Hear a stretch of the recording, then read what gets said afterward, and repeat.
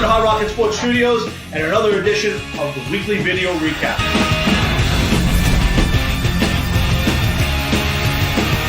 The March 31st show. Get ready! Get ready! Get ready!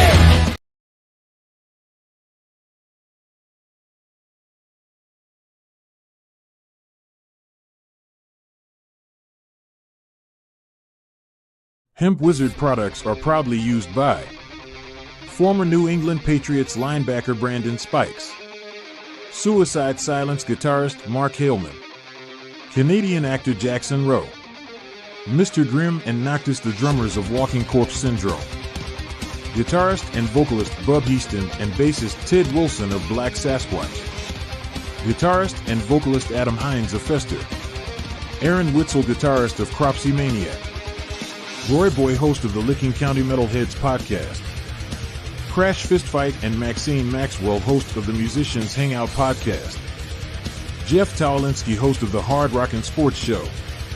You too can give your beard the magic touch and treat your skin to the finest. Visit hempwizard.net today and use code 20OFF to save 20% off of your entire order.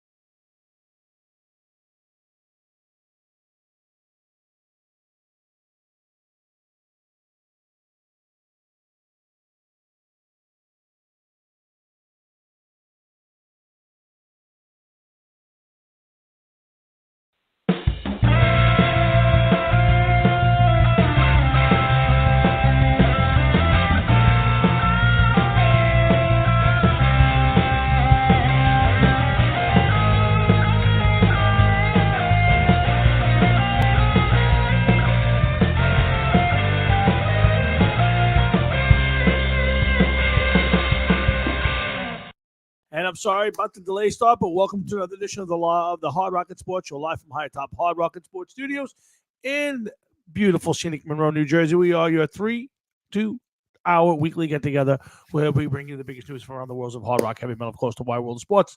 And guys, welcome to February the 1st in the year of our good Lord, 2024. And I hope you guys have had a great week.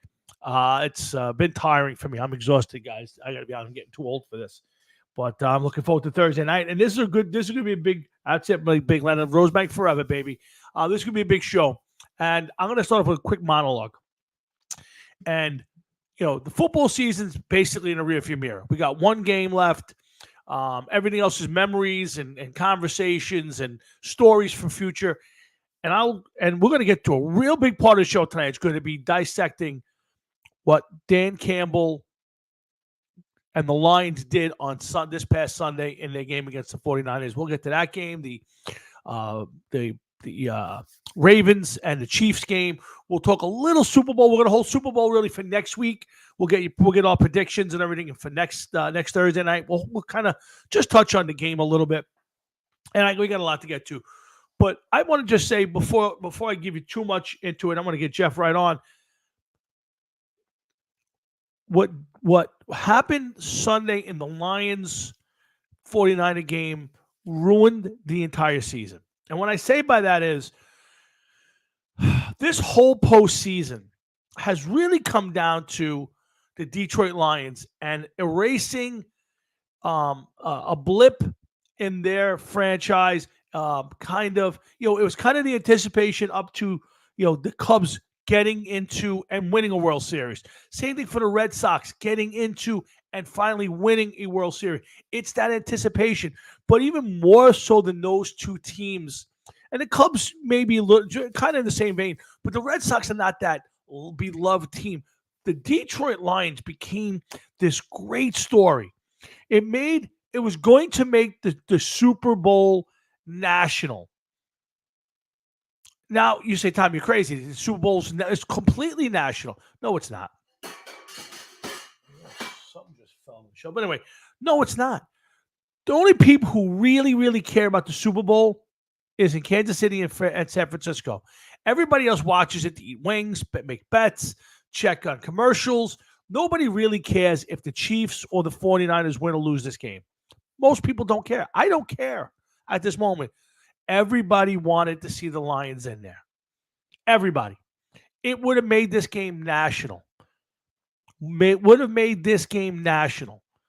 And I'll tell you that we were all robbed of a great 2 weeks. The stories, the interviews, the conversations.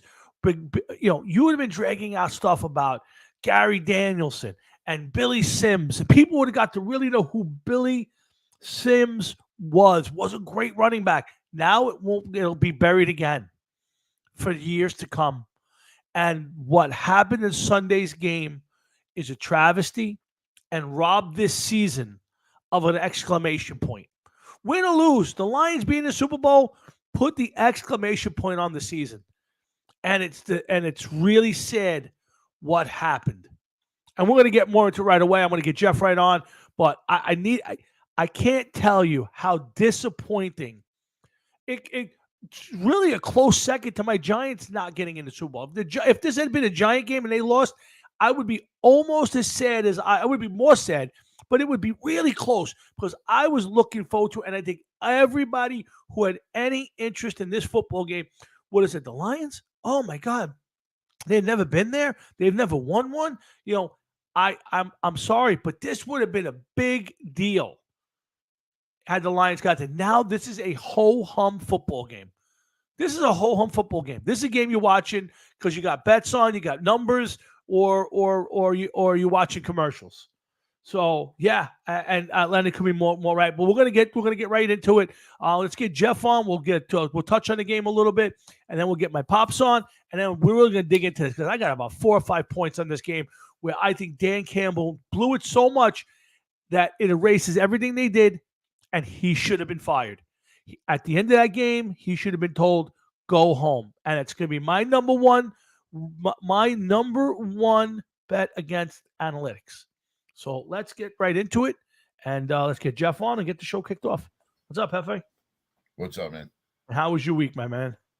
Oh, it sucked. Yeah. Why? Oh, Why is that? Huh? Why is that? Work stuff. Gotcha. Work stuff. Okay. Well, that's not going anywhere anytime soon, so. No, it may. Who the fuck knows? I fucking hate it.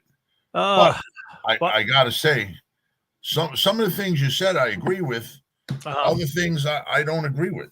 I feel the complete opposite. Go ahead, tell me about what you agree with. Give me the things you disagree with, and the opening monologue. And let's not get into the game. Let's not get into the details of the game. Let's just get into what you. Okay, good. Okay, here we go.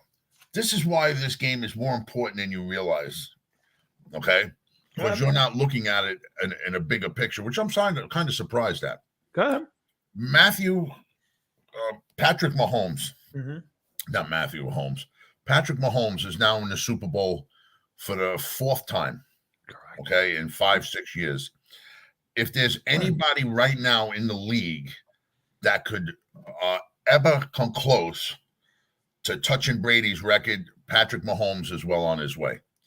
Okay, no argument there. If he wins a 3rd one and he's been in 4 Super Bowls in 5-6 years or whatever it is that he's in the league, it gives him a chance to one day possibly beat Brady's record. Just depending on what goes on with the Chiefs. Sure. Now, I understand that's one small thing. Okay. Second, the Chiefs at this point in time, as far as football goes, they have to be considered somewhat of a dynasty.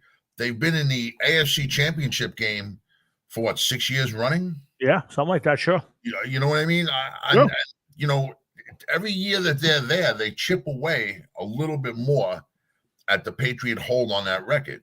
Absolutely. No argument from me. Yeah.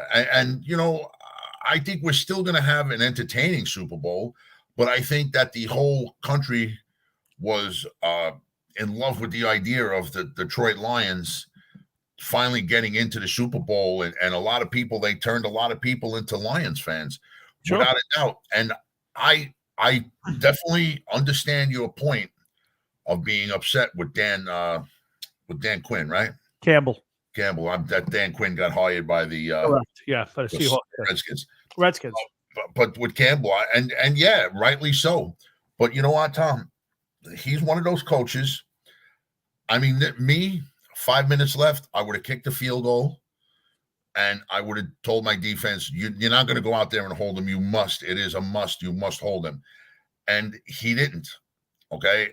Whether it's analytics, whether he wanted to go for the lead, I don't know, maybe thinking that San Francisco could score and then his team would get the ball back. I don't know what was going on in his head. I don't know if he ever said so. But me, myself, I would have went for the field goal and then hope to win that game in regulation, that your defense makes the stop, or you turn around and you know, you just hold them and go into sudden death. I don't know what more to tell you there. Do I think he should have been fired for it? I know you saw a couple other things. I fell asleep watching the game. It was 24/7. I woke up, it was 24-24. So I missed a lot. So I don't know what exactly I missed in that time frame that makes you say that. But I think that on one hand, you know, you want exciting football. He did it. He tried. It didn't work. But, you know, I think he's a good coach. I think he's going to learn from these mistakes. And I think he's going to be a well-respected coach in the league one day. But I just, you know, I agree with you. I wish he went for the field goal. There's nothing more to be said there. Well, I there's don't know what else he did, but, you know, please. We're going to go through them all. There's 3 or 4 things. And again, he's not totally to blame here. I mean, he's got a receiver, Reynolds, who dropped 2 first down passes, one on 3rd down, one on 4th down. That would have kept drives alive. You know, Goff went into a bad shell in the second half. There was a lot of things that you could blame, but there are 3 or 4 decisions by Dan Campbell that completely changed the game. And my problem with it, Jeff, is that he was going by the book, and here was the book, and you know, Greg Olson, who was doing the game for Fox with Kevin Burkhardt, never took him to task. I mean, all he kept saying was, well, this is what he did all year, but this is, you know, here's the difference. And again, after my dad, I want to get completely into each thing that went on and get your overall take. All right. But, you know, you can't coach the NFC Championship game like you coach game 6, 7, or 8 of the regular season. Game 6, 7, you know, you only get so many opportunities in your lifetime to be in that spot. Look how tough it's been for them. It's been 30 years. You can't, at that point, coach the same way that you would have. You have to take a look at the situation of the game. Okay, you have to look at how is your team playing? How is the other team playing? Where's the momentum? You know, there's a million factors. Are you at home? Are you on the road? So we'll get into each one of the situations and then the overall take on it. But Greg Olson needed to take Dan Campbell to task to say, hey, you had 3 opportunities in this. You blew it.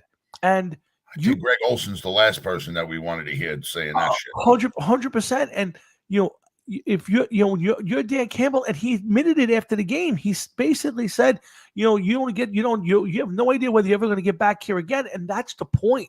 The point is, Jeff, you know, you can't coach this game, this situation by a book. You can't open a book and say, well, on 4th and 12 from your own 30 in the 3rd quarter, you know, you have to kick. No, you have to see the crux of the situation is, with 4 minutes and change left in the 3rd quarter, the San Francisco, actually a little before that, about 8 minutes in the 3rd quarter, San Francisco scores, kicks a field goal, and brings it to 14 points. The Lions get the ball back, and they go right down the field, and they stall out, at about the 20-something yard line, and they have the ability to kick a field goal and go back up 3 scores, okay, completely take the momentum away from the 49ers by kicking a field goal. Now the 49ers still need 3 scores in a matter of a quarter, and now you don't go for it, you don't kick it, you go for it, you'd miss it, and on the next 2 plays, they complete a 66-yard bomb and put themselves back to the point where they're about to be 7 points down instead of 17 points down. Jeff, it's called reading the room. It's like anything else. Not every situation calls for the same exact remedy. And that's the problem I had. And then, again, I'm going to get into it more detailed, but it happens later on in the game, which you probably saw that one. And there are other opportunities. Dan Campbell had a chance to put his team up 3 scores with a little over a quarter left and take the air out of the 49er bubble. And even if they had scored a touchdown 2 plays later anyway, which they couldn't have possibly, but let's say they had, you're still up 10 points, not 7 points. It's a big difference, Jeff. Listen, I hear you because, like I said, when I fell asleep, I was watching it. I fell asleep. It was 24-7. I woke up. It was 24-24. I got to the point when I woke up, I was like, this game's got to be out of hand. It was a commercial. And then by the time I got my bearings and everything, it came back on TV, and I'm like 24-24. And I knew that San Francisco had all the momentum at that point in time. Yeah. All right. But the Lions could have still. Absolutely. During that second shot, to score kick a field goal. Yeah. In the fourth quarter. How do you not? I don't understand. That I got to go along with you about. I did not know the exact story behind the first missed field goal. Like I said, I was in fucking La La Land, so I was done. I was got up early for work and everything, and I was laying on the bed and I fell asleep. I didn't know that that's what happened in that situation, but listen. I still think if he had won that game and got the Lions to the Super Bowl, nobody would have ever have questioned it because they would have been like, "Look what this guy did! What he did." Listen, I get it, and some people say, "Well, he did do this, but he won the game." So yes, people would have glossed right over it. But when you're up 24-7 on the road to a team that had no interest in winning that game, and then see, Jeff, if the 49ers were just the better team or played better in the second half and just outplayed them, you go, well, they should have won this game. They made every effort. I get it. But when you make decisions that cost your team the game, and I'm sorry, there are 3 decisions that cost this team their game, amongst some bad plays by his team, you are opening yourself to ridicule, and you cannot come out with, well, he coached the game the way he always does, and this is a different game. It's like being in the Super Bowl. You have to coach the Super Bowl differently than you do. I understand that, Tom, but you want to know something? There's a lot of people that feel as though that their style they got to stay with their style. That's their style. I could give him credit for that to an extent because if it worked, then he would have looked like a genius. Okay. Evidently it didn't work. So, of course, everybody's going to second guess everything that he said and did. But at least he owned up to it when the game was over. He didn't say something stupid. But, I mean, he couldn't say anything stupid. And not for nothing, it seems as though in the second half that team had a lot of issues because you gave up 17 points. Agreed. Listen, there's no doubt in my mind, but the momentum had shifted. And Carl, I got it. But you can't coach that game that way. And you have to read the room. At that point, you want to take the air out of the 49ers bubble. They just marched down. You stopped them, and they kicked the field goal. Now you're 14 points. You go right down the field, and you kick another field goal. You know what they're going to say? Man, we can't stop these guys. And you're up. Now you're up 17 points. You're kicking off to them. They're starting probably from their 20, 25-yard line. Beautiful. Now they got to go 75 yards. They just had the wind taken out of their sails. Now they stop. You stop them on 4th down. The place goes bazonkas, and the next thing you know, you're completing this improbable 60-something yard pass. The game is over at that point, but they still had a chance to rescue it. So, Caldwell, I got that what you did all year. This is a different game, and you have to coach it differently. You play it different. Listen, I've seen the greats of all time. Belichick. I've seen Parcells. I've seen Lombardi. These guys coach these games differently. When it gets to that point, you make different decisions based on the game itself, because there is no tomorrow. You can't lose this one and come back next week, Jeff. And that's Well, what listen, Tom, it's hard to disagree with a lot of what you're saying, because one mistake and that's it. You go home. Yeah. And evidently Dan Campbell made that one mistake. If the game is tied and you could take a lead going into the fourth quarter or in the fourth quarter, you have to take it. I agree with you. Yep. And to me, like I said, I did not know the other situation with the other field goal because I didn't see it, but this one I did see. And you have to go for the field goal. You have to. That's it. Yeah. It was a makeable field goal at that point in time. You have to go for it because if a 3-point lead, say your defense goes out and gets a 3 and out, That's and then it. your offense gets the ball, you could just take your time, Absolutely. chew as clock as you can.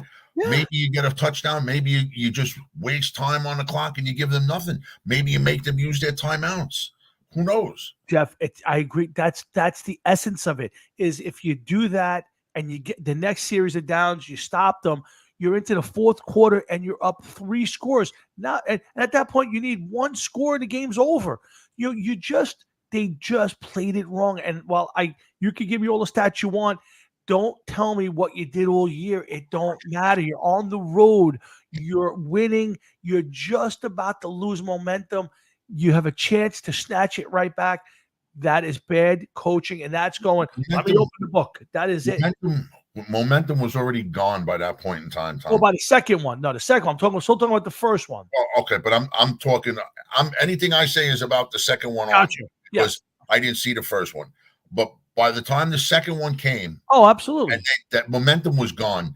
They stood a chance when it looked like they were going to get that onside kick, but it was just even that would have been a little short. They said it was like a half a yard or a yard too short, so they wouldn't have gotten it.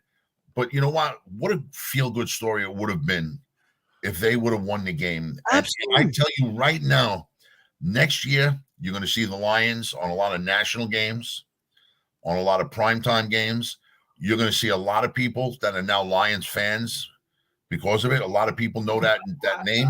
Yeah, sure, Jeff. I agree with all of that. But here's Jared the problem: Goff is the important player of that team. Yeah, they're chanting his name all over the place. He's at that Detroit Red Wing games. They're chanting Jared Goff.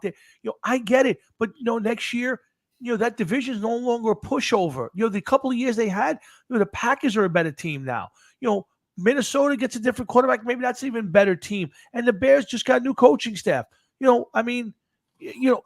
It's there's no guarantee that you're coming back there. You have to coach that game like it's the only chance you got for the next 30 years, because the last time you had this opportunity was 30 years ago. So without a doubt, listen, ask Dan Marino. Yeah. Ask Dan Marino what happens. Absolutely. Ask some of these other guys. Ask Ken Anderson what happened.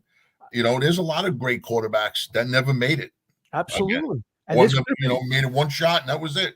Yeah. So I thought Dan Campbell did a terrible job. I want to get my dad on, and then we're going to come back and I want to break down each of the 3 situations and then get Jeff's take on individually and then on a whole if he thought Dan Campbell screwed this one up, or whether he said, maybe Jeff will think differently. We'll get to all of those.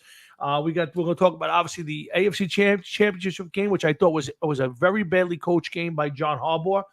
We'll talk about 2 weeks of the Super Bowl, Kadarius Toney, pro bands that are actually turning into tribute bands now. We'll get to that and whatever else pops into our brain, and maybe a Sports Illustrated article on the 50 greatest football teams or 50 most influential football teams of all time. I think that's what they called it. We'll talk about the Super Bowl more next week, guys. We'll touch on it a little bit today, but we'll do our picks and we'll break down the game next Thursday night when Jeff and I do this all over again. So hang in there. Let me get my dad on, see what he's got to say, and then we'll come right back. We'll break down the entire Lions 49ers game. I know it sounds a little boring, but to me, this was a really big game that was blown. And I'm telling you, this ruined the Super Bowl as far as I can tell you. I agree with Jeff. It's still a good game.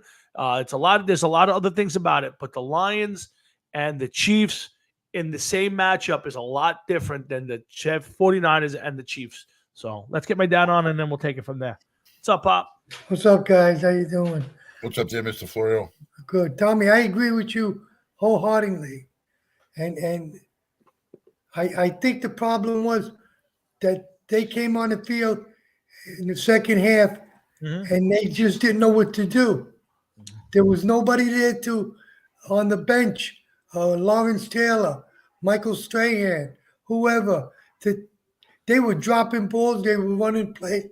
Their defense almost shut down. They were scared. They were scared to make a mistake. And then after that helmet catch, I think that took the life right out of them. Yeah. Listen, It was like out of just about anybody after that catch. I agree.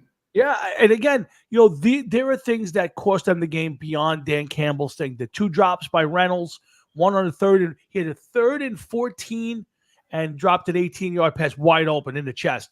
He had it was 4th and 2, a tough pass, dropped it. Okay, that was the 4th down play, the first one that we'll talk about. And of course, that interception, the guy should have picked it. Hits him in the hands, hits him in the face, and Ayuk catches it at the 2-yard line, and they go in and score a touchdown, and the complete turnaround in momentum. So, yeah, Pop, and there wasn't anybody on the sideline, coach or player, who could sit everybody down and say, relax, we got this.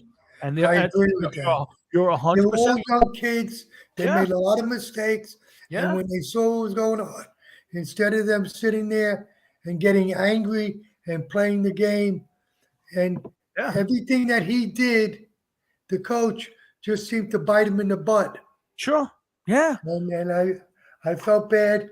Do I think the better team won? Yes, I think the better team won. If you win that game, you deserve to be the better team. I agree with you. Detroit. Now, I have to say what Jeff said. I think next year they're not going to be that prevalent in the playoffs. I really don't. Too many teams. Too many teams with too many. Their quarterback is not. Yeah, again, you're right. That's the point of it, though. That's exactly my point. Is it's very hard in this league to be good year after year. Repeat. Yeah. So, to do that with the team that they had, and again, Jared Goff's a good quarterback. He's kind of turned his career around, but you have to coach that game like it's the last time you're ever going to get there, and you have to put every point on the board and make every decision the right way. And when you go against the grain, or you coach this game because that's how you coached all year, I'm sorry. I understand he shouldn't be fired, but if I was the owner of the team, I would bring him downstairs and at some point the next week or two and say, we need to talk about your use of analytics and being able to read the room. And maybe, Jeff, that's a team that needs, one of those coaching consultants that seem to be prevalent now, and a guy who could be in his ear during the game to say, hey, maybe you shouldn't do that. A real coach.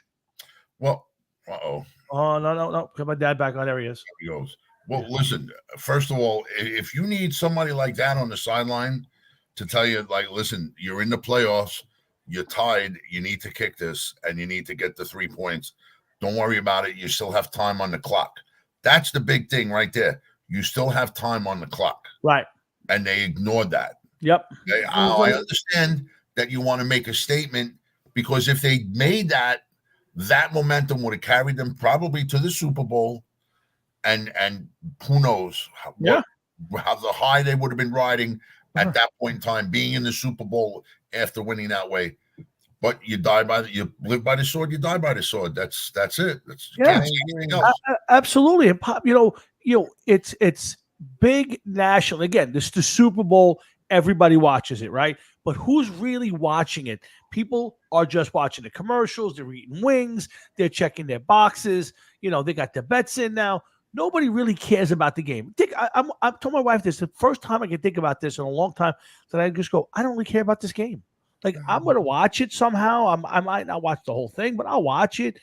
But if it was the Lions and the Chiefs for the next 2 weeks, it would have been huge. You'd have been going back into the 40s and 30s for the Lions. It would have been, it would have been a chance for another team to win a Super Bowl that's never even been there. This was a huge. This could have been even bigger than it's going to be, and it's going to be big. 100 million people watch the game, but how many of those 100 million really care what the game's about? It's the truth. I think this. I agree with you, and what I think is maturity. Whether Detroit can come back from getting their bottom slapped, because that's what they got. They Yeah. got embarrassed. Yeah, They yeah. didn't lose that game for any reason. They didn't know what the hell to do. Whether they went into a prevent defense or whatever they did, they just didn't know what they were doing. And the offense stopped, the defense stopped. And like you said, he should have took every point he got because they needed it. Absolutely. You Yeah. can see a low-scoring game. Yep. But when you sit back, go ahead, Jeff. I'm sorry. This is it in a nutshell. It's the playoffs. You keep the boot on the throat until the final gun. That's There it. you go. Whether it's a I agree. field goal, a safety, an extra point, if it adds to your tally, you take it. You know what I mean, Tom? That I agree with you. You can't deviate from that. But you have 5 minutes left in the game. You have to take that. You got to. There's no doubt, and we'll get into each one of those situations, why it happened, what happened, and we'll break it down for our analysis, and we'll at the end of the day, Dan Campbell will be back next year, and there'll be another season next year. But this season was robbed of the true story it deserved. It would have been a Cinderella game. Cinderella game. And think about it, what it was. Jeff. To your point, you would have had the Lions trying to win their first Super Bowl, first time they ever got there in Las Vegas, and here come the Chiefs trying to be the next dynasty. Is Mahomes the next Brady? Is he going to be better? It's a huger storyline than the 49ers are going for their sixth Super Bowl, but Mahomes is because the Chiefs story is still there, but you would have added a second whole story to this thing. That would have made this huge. I understand what you're saying, and I agree with you. It's hard to disagree with the stuff that you're saying, but right now you still have the Patrick Mahomes story. You have a dynasty from the AFC, which is the Chiefs. You have a quarterback that's slowly chipping away at the Tom Brady championship record. So we have that to look forward to. Next year, you have a lot of young teams up and coming, led by the Detroit Lions. I'm hoping that the Detroit Lions are in the thick of things next year. Maybe you won't see Philadelphia or one of these other teams, in the mix like they were last year or the season that just left. Maybe you get a team like Detroit that may go on a huge run. I would love to see the Lions be in the mix every year. Sure. Absolutely. Listen, absolutely. But again, how many times do teams actually get to this point and get the second chance in a row? And Jeff, to your point, it would almost have been better because the Chiefs are turning into the villain. The Chiefs are turning into the Patriots. They win every year. Mahomes is a baby. Who wants to listen to who wants to look at Taylor Swift? Let's root for the Lions. It would have really given you a true, villain versus, the Cinderella team. Now it's kind of just a gray area. And Jeff, to your point, it is the big storyline is Mahomes, Andy Reid. Are they the next Belichick, Brady? Is Mahomes, after 6 years on his way to being the best quarterback of all time? I mean, it's a great story. Don't get me wrong, but it's a great story, but there's still a lot of time ahead before we could say that about Patrick Mahomes. Correct. But right now, out of everybody that we have in the league, he's the only one that's, sure, in the front and way ahead of everybody else. 100%. Not even close. Yeah. You can only say what's going on present day. Yep. 100%. And guys. There's a lot of people that are upset that the Lions didn't get in. You know that. Oh, yeah. Absolutely. You both know that. Absolutely. I'm going to let you go. Enjoy the rest of your night. Tommy, I'll see you over the weekend. Yes, sir. See you later, Pops. Thanks, Jeff. See you later, Mr. Florio. Be good. Care. That's my Pops. He checks in with us every week. We love having him on the show, and we'll get to more stuff right after we talk about good friends over at Hemp Wizard. That's right. Hemp Wizard Beard Care Company. That's right. The guys who have made Jeff look as good as he is. And, of course, with our famous Sunday Audible scent line, you can go to hempwizard.net and find all your beard care products. And if you got your girl and she don't have a beard problem, thankfully, or even for yourself, skincare. That's right, skincare. Mike has come up with some award-winning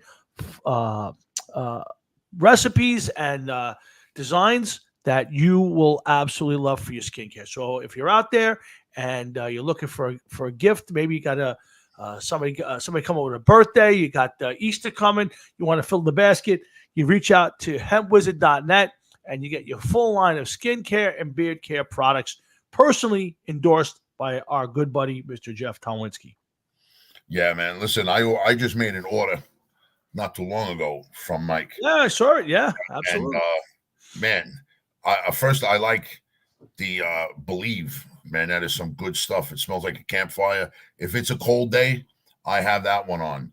I also got Adam Hines. Would be happy to know I have Not Your Superman. Smells great. Great stuff. My wife loves them. I wear that stuff. She actually comes over and talks to me. Look at that. See that? Look, he's bringing people together with the way Hemp Wizard product line. Putting some elsewhere and see where that leads to. Well, that's a whole different conversation. We're totally different. Put up a few candles, spread some of this stuff around. Never know. You just never know. So listen, if you want to have some great stories to talk about, like Jeff, do me a favor. Visit our good friend Mike Weissman and go to thehempwizard.net and make sure you get your own order. Again, you can get the Fester, the scent from Adam, or you can get our nice Sunday Audible, personally helped develop by Mr. Jeff Tolwinski. Don't forget this. See this here? Go ahead. I keep this one. I will never use this one. That's the original. That's the prototype. Yeah, this is the prototype. I will never use this one until Mike tells me, "Hey, Mike Bifoco." Until Mike Weissman tells me that they're out of business or they're not making it anymore. Oh. This is the last of that one that will ever be used. Wow. And I will, as long as I have a way to get in touch with Mike, because I got his phone number now. So as long as I could get in touch with him, I will find out. I'll be, do you have any left? And that's it. And you know, Tom, I'll let you smell this one. Please. Smell that? That's delicious. Yeah. A little peach, a little leather. Yeah. Oh, it's nice. A little vanilla, yeah. There you go. So again, guys, in all seriousness, great guy, great company, does a lot of stuff for the community, and we really couldn't ask you guys to do any more than support our good buddy Mike Weissman and Hemp Wizard Beard Care Company. All right, we'll do more for Mike later. In the meantime, you know, I've been waiting for Frankie to show up, and he hasn't showed up yet. Are we ready to play this? You know, we have been following the trials and the travels of one Pepe, and well, while we're ready to put the cap on the season, we were also putting the cap on Pepe and his adventures, I believe, today. Yeah, we are putting the lid on the sarcophagus. Yes. So, should I play the first video? Should I be holding it till Frankie? You know what? We can always send it to him. Okay. Play whatever you want. I'm curious to see how this comes. Oh, I actually know how it comes out. Yes, you do. I'm curious to see what it sounds like, to be honest. All right. Well, I like always, I do not play the videos beforehand. I want to hear it first take. So there are 5 videos. We'll spread them out. We will play the first of the 5 right now. And this is a 32-second clip of one and only Mr. Pepe. It is I, Pepe. Do not make no noise, as I am in hiding. Find someone looking for me, looking to unmask me, to see who the man is behind the mask. And I cannot let that happen under any circumstances, because no one in the world would believe who it is. I don't know what to do. Wait, I hear footsteps. I think they're on to me. Oh my God, it's those kids. Okay, so a little intrigue. There's somebody creeping up on Pepe. We don't know who that is. No, we don't. But let me, at that point in time, when you watch that, you just heard it for the first time. Yes. What are you thinking? Well, Pepe is here illegally, and he's hiding in somebody's attic at this point. That's what I'm thinking. Well, he told you to be quiet, but nobody said he was illegal. That's true. I'm surmising, Jeff. I'm just surmising. I hear you. I hear you. I'm just taking a little thought process. And but again, thanks guys for tuning in. Jeff and I are here every Thursday night. We're into our 10th year. That's right. We're coming up on 10 years doing this, and we'll be celebrating 10 years this July. And hopefully, we'll definitely gonna do something big. I don't know what that's going to be yet. I'll have to talk to Jeff about it. I don't know if we're gonna do something live someplace or just do a big show and invite a bunch of people. I have no idea, but we're gonna do something to celebrate 10 years. Of doing this, and it's I don't know if it's amazing, if it's a kind of a sad thing that we're just staring at each other every Thursday. Not at least we can see each other. For the first bunch of years, It was us. Jeff was walking around his house on his phone for 3 hours. Yeah. Yeah. Half the time we'd be in the middle of a conversation and you hear the toilet flush. Yeah. Hey, you gotta go. You gotta go. You know how many times I was there and you were talking and you would have to ask me this in-depth question, and I'm over there like, oh God, I gotta go. Oh. Yeah. So we will definitely be doing something for 10 years. I don't know what yet. I'd like to do something maybe with a couple bands at a bar, but I don't know if we'll do a show, but maybe we'll just celebrate it that way. Maybe a little Tunnel to Towers thing where we just kind of throw a hat out there and let people throw money in a hat and then pass it on. Or maybe we just do a big show, the two of us, and celebrate on the air. Who knows? We'll see. But there will be an event. Maybe I'll get some people to do some happy anniversary jingles for us. Maybe Adam will put something together. Some of our the guys from Black Sasquatch will do a little happy anniversary thing for us. And again, we'll definitely do something to celebrate it. But thanks everybody. We got a long way to get to before we get to that part. It's as big as Dina Martin's 200 show. I don't think anything's that big, Leonard. Nothing's that big, but we could try. That's for sure. Dina Martin's fantastic. I have to tell you, I love watching her vids. Yes. If anybody doesn't know who that is, that's of course that's Dean Martin's daughter. I think it's his youngest daughter, if I'm not mistaken. Very talented woman. I watched her every week during COVID. Very beautiful voice. Anyway, let's move on. Let's get back to the Lions at the Lions game. And Jeff, let me break down this. There's to me 3 huge moments for Dan Campbell. Okay, so you ready for? I'll give you 3 moments. You can comment on them individually if you want. You can comment on them in total, however you want to do it. Let's do the point and then discuss it to see why I don't forget what the points were. Then we got to go to them again. Right. So the first one again is the one you fell asleep before you did not see. The Lions are up. They're up 17 points, and it's third quarter, and the momentum shifting a little bit, and the 49ers are putting some pressure on, and they drive down the field. But the drive stalls, and they wound up kicking a field goal. So now it's about 9 minutes left in the quarter.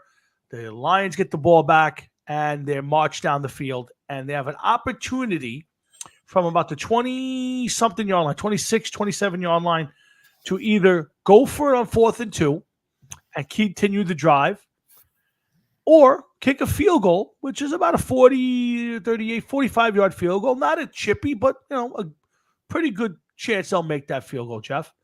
I'm listening. And they have the ability to put that, go back up 3 scores, and essentially turn the momentum back to theirs. And then now you get to kick off. Well, Jeff, Dan Campbell decides to go for it, and he eschews the field goal. He goes for it on 4th and 2. Now, mind you, he'd already been stopped on a previous 4th down on 4th and 1. And didn't get it. Now, this was not earlier in the game. No big deal. Didn't hurt anything. But you've already been stopped once in the game. So Dan Campbell now decides to go for it. He throws a pass, has Goff throw a pass. Goff throws not a terrible pass, but not a good pass. And the receiver gets 2 hands on it, but he drops it. 4th down went away. It's now the 49ers ball. They run a play or 2, and then they throw a 60-something yard pass that hits the defensive back in the face, pops up in the air, and Brandon Ayuk catches it at the 2-yard line, and the 49ers in a play or so later score a touchdown. So now it went from a 14-point game, could have been 17. It is now a 7-point game. First of all, that was probably one of, if not the most miracle catch that I've ever seen in my life. Absolutely.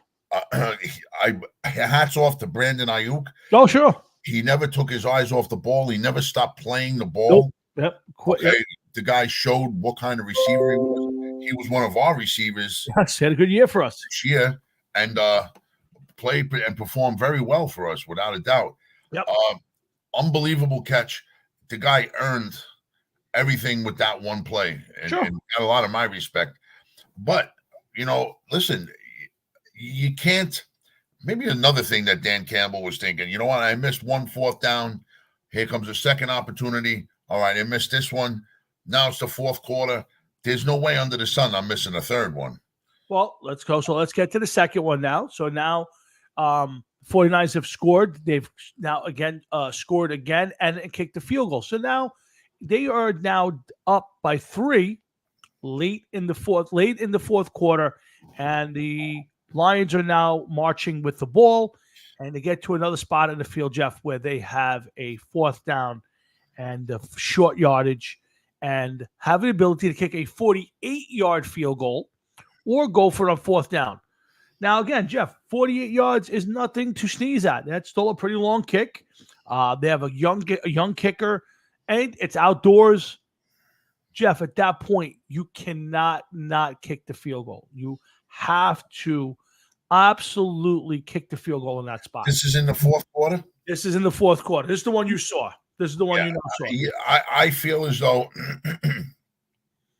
if the points are there, you got to take them. Okay, we've discussed certain situations. Mhm. Okay, and listen, if you score and the game ends in a tie, you're still in it. That's it. You're not done yet. Okay, you still have a chance. There is no sudden. Well, there's sudden death, but what I mean, there's no sudden death. There's no. You got to go. You're going to end in a tie. There has to be a winner. Absolutely. You have a chance. Yeah. You have a chance, and they just. I don't know what was going through their head. It had to be that he thought, like, fuck it. I already been stopped twice on 4th down. There's no way they're stopping us the 3rd time. What else could you possibly say? What else could it possibly have been? You know what I mean? I don't know the answer to that. So but now, okay, so you don't go for it. I mean, you go for it and you don't get it. At some point, there's 4 minutes left. They're now down 10 points, so they need a touchdown and a field goal just to tie this game. Okay, so they get the ball back. They're driving down. It's under 2 minutes, and it's 3rd and goal from about the 2-yard line. And there's a minute and change left. Now, for this to work, Jeff, you need to either kick the field goal, hold on to all 3 timeouts, and then onside kick, or you need to get the touchdown, hold on to your timeouts, and kick a field goal. If you do all of that, you wind up with the ball back with probably a minute and change, maybe a little under a minute, and you have no timeouts. But you give yourself a fighting chance at that point to get it. So now it's 3rd down. Think of this, 3rd and 2. You have all 3 of your timeouts. You're on the 2-yard line. Now you have to decide, what do I do here? Now, the one thing you don't want to do here is run the ball unless you're going to score a touchdown. Oh, I hear you. Because if you run the football here, what they did. and the one thing he couldn't do, which was run the ball and not score a touchdown, is what he did. So now they run time off the clock. Now they have to use a timeout. Now they did wind up scoring a touchdown after the timeout. They scored, and they get to onside kick it. But now, essentially, you've cost yourself the game because you'll never get the ball back unless you onside kick it. You needed that 3rd timeout. There was no reason in the world to run the football there. And not only did they do that, you could have run the football, Jeff, had you said, okay, we're going to run 2 plays here. You're going to run the football. If it doesn't work, you're going to get right back up, and we're going to run the same pass that we're about to run off the timeout and pass it in, or run the field goal. You don't have to kick the field goal. You cannot, in any circumstances, use your 3rd timeout there. You cannot use any of your timeouts in that spot because you leave yourself, even if you score, which they did, you leave yourself with no chance to get the ball back to do anything. And I agree. That is, again, poor judgment and poor job by Dan Campbell. And I told you this the week before. The one thing that came out of the first game in the playoffs, there was shaky X's and O's. And that was, we're not prepared. We don't know what we're doing down here. We're going to run the ball in, which I have no idea who made that call, whether it was Ben Johnson, the offensive coordinator, or it was Campbell said run it and he called the play. I have no idea. Well, those are 3 bad decisions by Dan Campbell. How about this? You want to run the ball in, all right, and you got 3-4 minutes left. That there's plenty of time that you can absorb. Sure. 15, 20 second loss on the clock. All the other guys had to do, the Niners, is just lay there. Sure. Take their time getting up.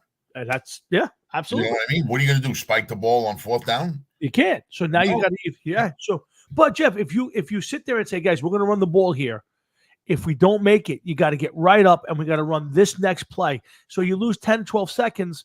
It's terrible, but you have to come out that drive with points, and you got to come out of it with 3 timeouts. Otherwise, you have no opportunity to ever get the ball back again. No. It's a Well, they poor did job. get the ball back. If they had saved the timeout, they would have gotten the ball Absolutely. back.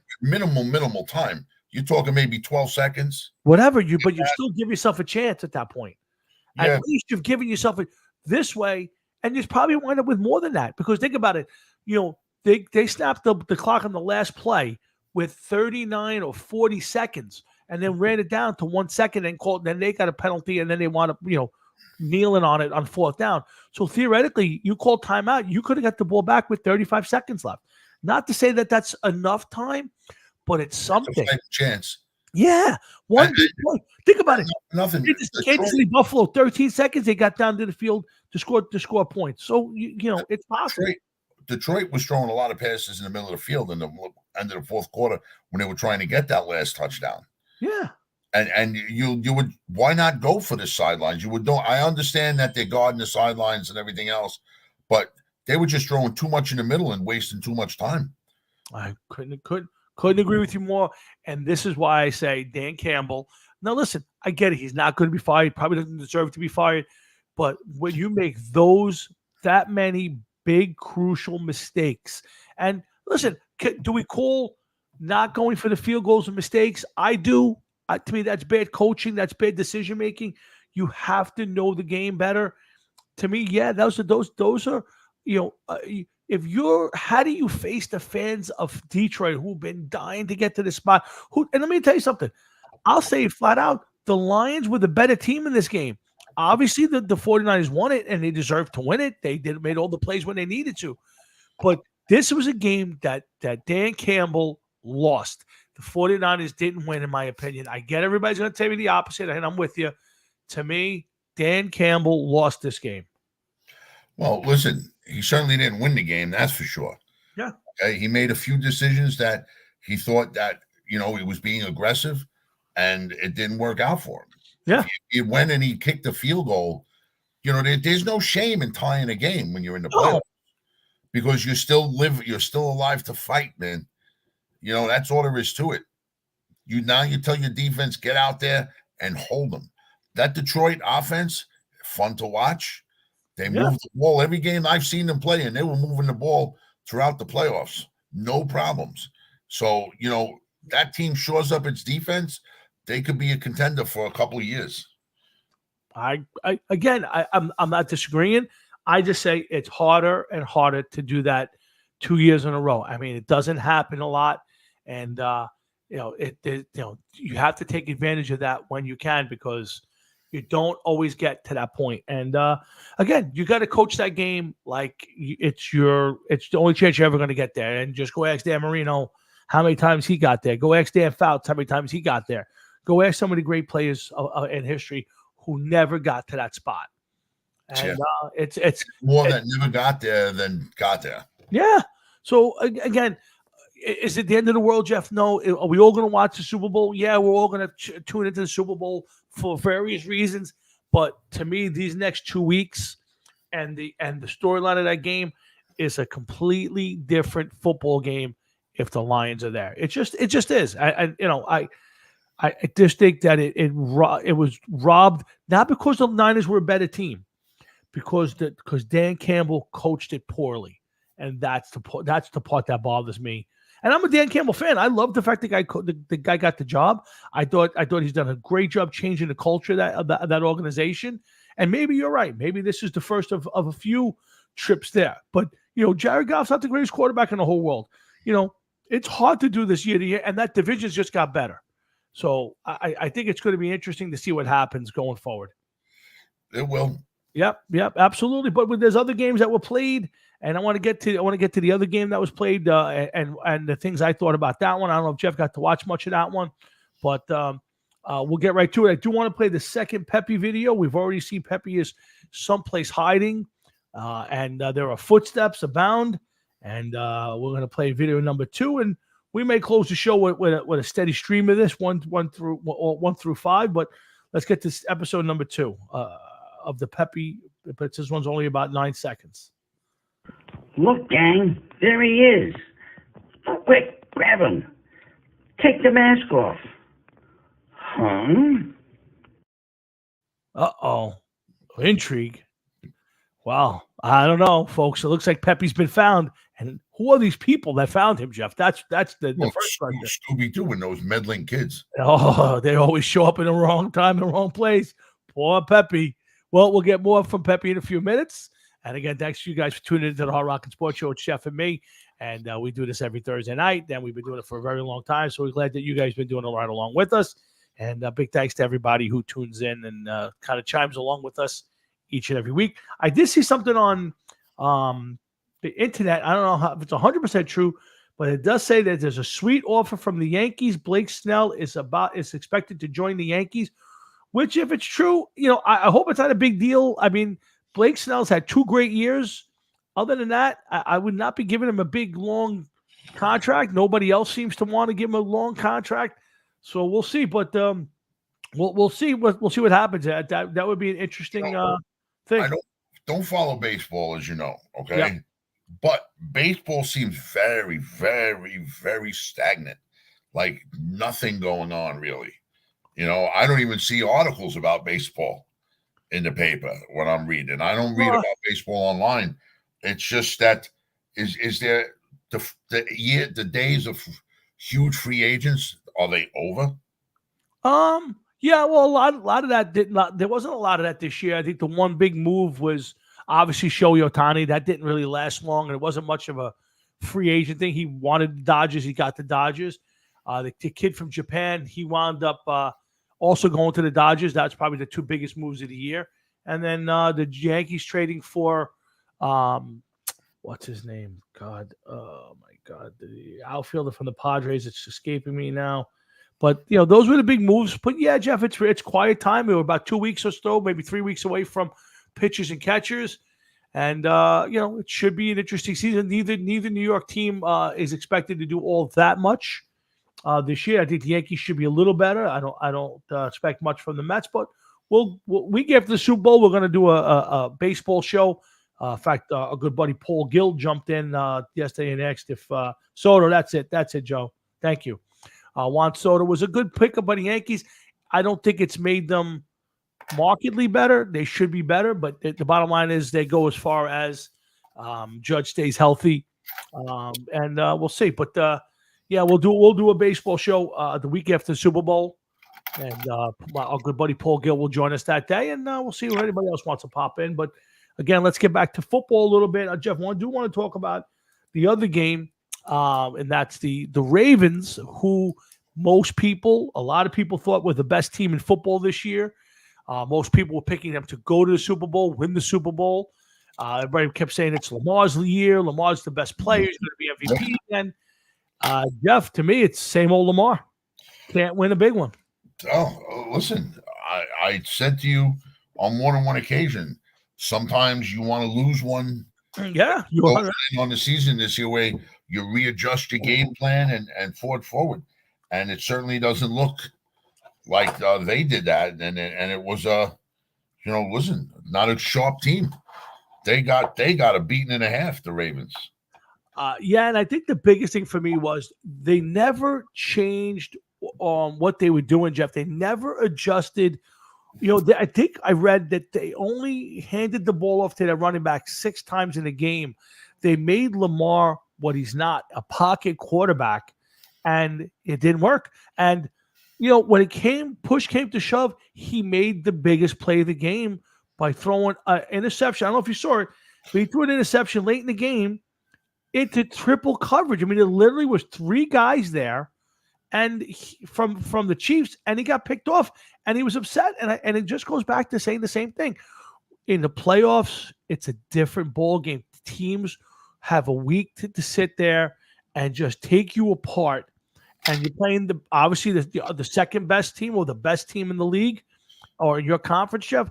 And Lamar Jackson just does not add up to it. And that's a punk team. The way they acted, with the whole Ray Lewis and Terrell Suggs and all that bully bullshit, they went home with their tail between their legs, bro. Listen, I'm kind of happy. I really didn't want to watch Lamar Jackson in the playoffs. The only good thing about Lamar Jackson making the Super Bowl Yeah. is that we wouldn't have had to put up with fucking Taylor Swift. That's the only thing with that. And listen, again, I am no fan of it, and I get why they do it. I don't blame her. It's not her fault. She just shows up to watch her boyfriend play football. It's the networks that put her on TV every 3 seconds. It is. But I sincerely hope and pray that after the Super Bowl, the headline states in the next day that Travis Kelce got a little fucking tipped, ripped apart, destroyed Taylor Swift, left her in the hallway of the hotel room, bleeding from areas that we shouldn't be mentioning on TV. And then she writes a song about how small his Willie is. All possible, Jeff. All possible. All possible. Joe Bloke likes that one. Joe liked it. Yeah, I gotta tell you, I just have I have to for a lot of reasons. I have no interest. I don't want to root for the Chiefs because Travis Kelce is the biggest punk in the world. Did you see what he did to the Ravens kickers? Well, you know what, Jeff? I understand that. So there's an unwritten rule. We warm up down this end of the field. You warm up on that end of the field, and we don't. Their kicker came down right in their end zone, was kicking, and I understand. To me, that's the one thing Travis Kelce did, other than play great, by the way. That I had no problem with. If the Ravens were trying to bully them. I mean, the whole Zay Flowers flipping the ball off, getting a taunting penalty after a big catch. John Harbaugh did a terrible job. He incited the Chiefs. I mean, the one thing you don't want to do is rile them up. You don't want to rile them up. They're the best team in football at this point. And you riled them up. But John Harbaugh and his coaching staff made no adjustments. They did nothing to change what they were doing. They didn't realize that they were being outcoached and outplayed, and they lost. And I'm sorry, I'm tired of hearing about John Harbaugh's a great coach and Lamar Jackson's a great quarterback. Both of it's a farce. It's a farce. And Lamar Jackson is exactly what I've said he is for years. He's a guy who plays running back, who's a running back who plays quarterback. He's not a pocket passer, and when the chips are on the line, he's the guy who cannot win you a football game. So, listen, keep him. I hope they keep him there forever. Keep paying him $200 million. I'm happy for it, Jeff. But it was a terrible job by them. But let me ask you this question. Now everybody's starting to talk about, should Andy Reid be mentioned with Bill Belichick? Is Breed and Mahomes going to be the better combination than Belichick and Brady? And I say no. Andy Reid's too old. He started too late, and they may win their share of games together, no doubt. But Andy Reid is a really good coach. Bill Belichick's a great coach. How many championship games or conference championship games has Reid been to versus Belichick? One, I think I could look. I should look it up. 4, right? He did 4 with Philly. Okay. And then what? 5, 6 with Kansas City. Probably, yeah. So that's about anywhere from 9 to 10. Let's see. Let me see if I give you his record. Andy Reid stats. I'll tell you exactly how many you're talking about just NFC and AFC championship games? Yeah. All right, let me take a look here. Hold on a second. Team ranks. For coaching history, I don't need that. Let's see. It's not what I wanted. Where is his coaching record? Playoffs. 2-1. Okay, so he had one NFC championship, and I don't know if he lost the NFC championship game here. That's the game playoffs. Games won, games lost. So, and he's won 1 Super Bowl, 2 Super Bowl. So he's been to 1, 2, 3, 4 AFC championship games. He's been to 4 AFC championship games. Yeah, I know, and I'm saying that's it. This is only the 4th time the Chiefs have been there. I thought they were like 5 years in a row. No, they didn't. They did not get there in 21. They got there in. They won. They were well. They could have got there and lost. I think it's 5. You're right, because they lost to the Bengals that year in the AFC championship game. So you're right. It is 5. They went to 5 of those. And then I don't think he went there before that. Nope. So yeah, and then I would say he probably had maybe one other one in the NFC Championship game. So he's been to 6 that I could say. 7. Sorry, 7. 7. That's hold on. We got 1, 2, 3, 4, 5 in a row with Kansas City. Yes. Maybe 6 in a row because they lost in 19. So you got 19, 20, 21, 22 they lost. They won 24, 23, 21, and 20. And they lost in 19 and 22. Yep. So that's 6 right there. When did he start coaching the Patriots? The Chiefs. He came over in 2013. 2013. Yeah. So yeah, he's been in 6 with them. Mm-hmm. And then I think he has to be he was with 4 in a row with I don't think so. I mean, I'm not sure. It's not giving me his playoff. It tells me if they won it or won the Super Bowl, but it doesn't tell me if they were in the game or not and lost. It doesn't give me that. It gives me if they were champs, and it gives me if they were if they won the game but lost the Super Bowl. But it's not giving me. Yeah. When was he with the Eagles? Eagles. Hold on a second. 2000. I just had it. There it is. Eagles was 1999 through 2012. All right, so he was 1, 2, 3, 4 in a row there. Mm-hmm. He was there in 2009. He lost to the Arizona Cardinals. And that's that. So that's 1, 5, yeah. 1, 2, 3, 4, 5, plus however many he got. He's been to about 10 or 11 championship games.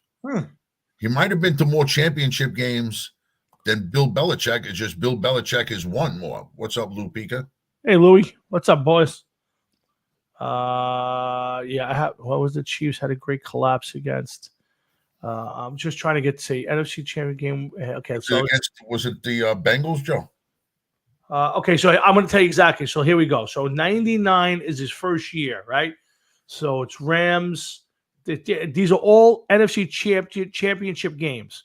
So it's Rams, Bucks. So it's no. Giants, Vikings. That's a no. So then you got Rams and Eagles. So there's one he lost. Okay. He went the next year, Tampa Bay Eagles, he lost. That's 2.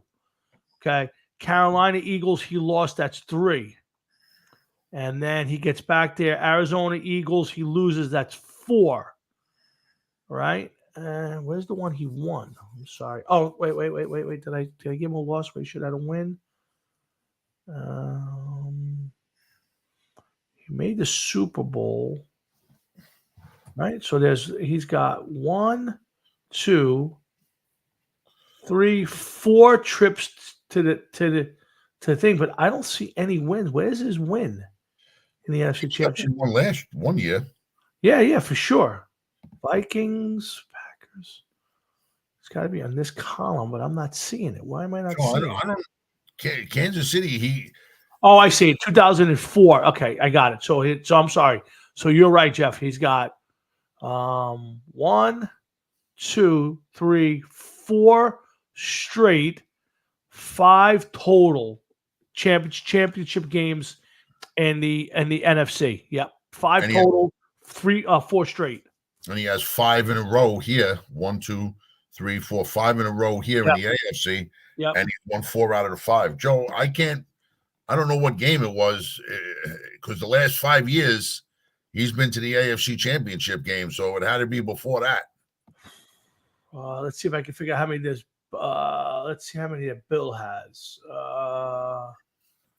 So he's got about 10 or 11 trips to the championship games. That's correct. Yep. Okay. So That doesn't mean that he's better than Belichick, though. okay, so Belichick now has no, not at all. Let's see. So Belichick has Got to be more than 100 wins more than him. 1, 2, 3, 4, 5, 6, 7, 8, 9, 10, 11, 12. Bill's got 12 trips to the championship game. Now listen, Andy Reid has to be next closest. I would say it's got to be there's got to be 1 and 2. So again, maybe we spend too much time on this, but it's too soon to put either one of those two guys in the same conversations. But it ain't too far off either, But the problem is, I don't think Reid will be around long enough to win 3 or 4 more Super Bowls. You know what I mean? If he was to win this year, he would still be behind 2 Super Bowls from Belichick. So, but again, in the conversation and a great team, and they did a super job. I just am bored by them, and to be honest with you, I like them a lot less. Andy Reid is 65 years old, so in another 5 years he'll be 70. Yeah, listen, obviously they could keep the run 5 more in a row. No, but listen, I don't think anybody's going to have the dominance that New England had. But again, they're in the conversation, Jeff. They put themselves in the conversation, and it's a great job by Reid. But to me, are you excited about this Super Bowl? I'm just not. I'm just not. No, I'm not. I can't. But listen, do I look forward to watching it? I look forward to watching it because everything else that happens when I watch the Super Bowl. That's the point. Makes a chili. Yeah. She makes a shrimp cocktail. We have that. We have chili. We may pretend like we're at the game this year and sit outside in the new room. Look at you. Look at furnished and everything with no heat. Mm-hmm. So it'll be like actually being at the game if you were in a cold weather city. Nice. Yeah. I'm going to go get a massive Jumbotron TV. Good for you. Sometime. Nice. You got to come by one night after work and check it out. I will absolutely pass by. I promise you, I will do that before next week's game and all that. Check out the new joint. But listen, I'm gonna watch it somewhere, somehow. I just am not excited about it. If the Lions had been there, it would have been a better thing. But listen, they didn't get there. It's spilt milk, and we've analyzed it to death. And again, the next 2 weeks, I love the next 2 weeks. Super Bowl talk. Well, actually, you keep saying next 2 weeks. It's the next week. That's true. We've already been through 1 week almost already. So yeah, you're right. So, but listen, it is what it is, and it'll heat up next week. You'll have the announcement of the Hall of Fame, the Man of the Year, the Walter Payton Man of the Year awards at the NFL honors. To me, my favorite thing is usually I think it's next Saturday. ESPN or the NFL Network will play every Super Bowl highlights from 1 through. I've watched it every year since I was a kid, and I don't watch every one of them anymore. But you watch those early highlights, and you know what I read the other day, that they found there was no real game tape from the original first Super Bowl. Really? Nobody recorded it, and it turned out there was some recording engineer somewhere who actually taped it. Because he wanted because he wasn't going to get a chance to watch it. I mean, and this is high technology back in 1967. And he had this recording and he owned it and he died and he willed it to his kids. It was up in his attic and they had no real relationship with the guy and they went up and got it. And I believe they're putting it in some sort of museum. It's supposed to be this big thing. I was reading an article on it. So that's pretty cool, but I'll get to do all of that, and it's the Super Bowl. Everybody will tune in for whatever reason, whether you got your boxes or you made a bet on the game or you're looking for the commercials. Which, by the way, the commercials over the last few years have been terrible. Let's be honest. There's very few ones that you come out and go, that was a great commercial. Like I want to see that commercial again, and it's very few good ones. So maybe the guys at Hemp Wizard will do their own commercial, Jeff, and maybe you could star in it. They could. Well, they have a few commercials. They should make a new one, give it to us, man. Yeah, there you go. That's it. We're looking for some commercials at Mr. Mike Weissman. So if you're out there, send us a commercial too. But again, we're going to play the next round of Pepe, and then we'll end the show with all 5 in consecutive to close out the Pepe travels. Yeah, I wonder where he is, Mr. Frank. Yeah, he has not popped up tonight. We'll see if he pops up. We still got some more stuff to talk about. I did see some Yankee stuff up there, which we won't get to tonight. Again, week after Super Bowl, we'll do a baseball show and kind of start breaking down spring training and talk about the moves of the season, the off season. So I'm looking forward to that. I do want to get to the Kadarius Toney rant. Did you see that, Jeff? No, yes, I did. I did not read it because it was him, but I did read it. Oh, Kadarius Toney. Oh, you gotta love that guy. You got to be happy you got rid of him. Oh, if the boys did nothing right in the world, it was get rid of that fucking moron. Yeah. Let's play the next video from Pepe and see what video number 3. Now again, he's been discovered now by the Scooby-Doo kids, and we'll see if everybody can name all 4 of the kids' names. We'll see if anybody wants to throw that up there. I do know the 4 names, but let's see what video number 3 has to bring up our dear Pepe. Okay, you caught me. It is I, Russell Wilson. I was Pepe all along. I just wanted to have a normal life. That's all. So wait, Jeff, am I to believe that this whole season Russell Wilson has been looking for Russell Wilson? Listen, it's awfully strange how Pepe was always a step behind Russell Wilson. And so it was strange. Now, Russell Wilson or Pepe came out of nowhere, was trying to find his hero. The signs were there all along. You just missed them. We did, and Pepe has now been caught by the Scooby-Doo kids, been unmasked as Russell Wilson, and it's weird how his accent has gone away, Jeff. It's amazing. Well, listen, we don't know what's going on. Well, it's okay. The last 2, this ain't no fucking cliffhanger. You don't know. We're wrapping this up. You got 2 episodes left to wrap this up. That's true, and we will wrap it up. And again, if you miss any of the Pepe, we will not only play this on to end the show. I will put this together and play this video on Facebook in its entirety, so we can wrap up. And everybody has been nervous about what happens to Pepe. Will he be deported? Now it's the ultimate cliffhanger. Pepe is not only legal; he's a multi-millionaire. Just wanting to have a normal life. We'll see where it goes. But again, guys, stick around. We got a lot more to talk about. Hey, Jeff, you know what I noticed this week? I was thumbing through Blabbermouth and some of the other things and the other music websites, and I realized there's nothing going on out there. Like, there is absolutely no music. There's nothing interesting to talk about. Other than Ozzy's health and maybe a couple of shows. The biggest thing I found, there's a bunch of bands out there. And there's one left, I think, with Joey Belladonna and a bunch of guys who are in like thrash metal bands who have a Journey tribute band.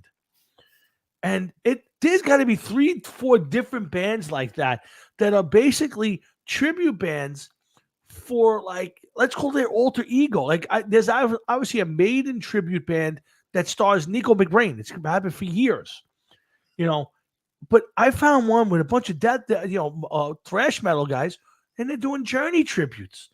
Is it that bad now in the music industry that people are out there forming tribute bands and charging people to come see it? Well, like I said to you before, when you told me that there was still music around, who is the next up and coming band? Who came up after Pantera? Who's the band that came up? Who's taking the place of all of these bands? They're falling by the wayside more and more. Years ago, used to have Motley Crue would go out on tour by themselves. Def Leppard would go on tour by themselves. Tesla wasn't the biggest band, but they used to go out on tour by themselves. Now these bands are playing together just to fill stadiums and arenas wherever they go to play. There is nobody that has the hot hand. The metal fan is now approaching 60 years old, if not older. Oh, older, sure. Okay, so who's gonna go? You think guys our age are gonna keep going to concerts and Now, see? not see this. No, Yeah, no. not Joey see this.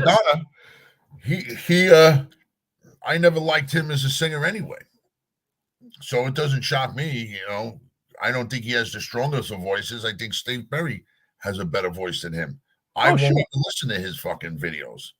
Oh man, it's ridiculous. And I'm searching to find stuff to watch. And you know what the most interesting music thing that I could find to watch was, and there's a few videos out there. It was a Netflix documentary on the making of We Are the World. Wow. I don't know if you ever seen it. And now listen, it's super interesting. Like I thought I knew a lot about that recording and how they made it. It's super interesting. I mean, if you get a chance to watch it, it's worth it.